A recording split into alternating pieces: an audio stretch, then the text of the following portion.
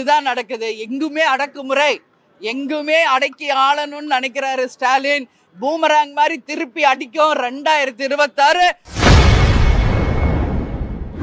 எதிர்க்கட்சிகளை அடக்கி ஆள நினைத்தால் 2026 மக்கள் திருப்பி அடிப்பார்கள் என முதலமைச்சர் மு.க. ஸ்டாலினுக்கு தேமுதிக பொதுச் செயலாளர் பிரேமலதா விஜயகாந்த் விமர்சனம் செய்துள்ளார்.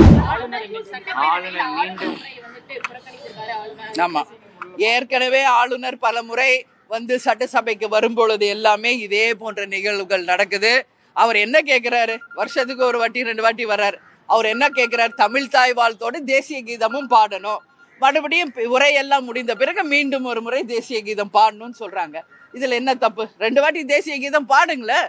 இப்ப ஆளுநர் கேட்டதுக்கு செஞ்சா என்ன குறைஞ்சு போச்சு அன்றதான் என் கேள்வி. ஏன் தேசிய கீதம் 2 வாட்டி பாடக்கூடாதா? அதனால அவர் கேட்டதா அவங்க செய்யல, போயிட்டாங்க. இதேதான் இன்னைக்கு மக்களுக்கு நடக்குது. நாங்க உரிமையை கேட்கிறோம், ஆர்ப்பாட்டம் நடத்த, எங்களையும் அனுமதிக்க மாட்டேங்கிறாங்க. இன்னைக்கு ஆளுநர் சட்டசபையில இருந்து வெளிநாடு பண்ணிட்டாரு.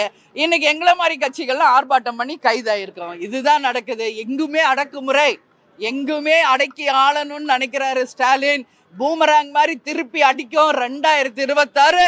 மக்கள் நிச்சயமா இதுக்கு பெரிய பதிலடி உங்களுக்கு கொடுப்பார்கள் என்பதுல எந்த மாற்று கருத்துமே கிடையாது.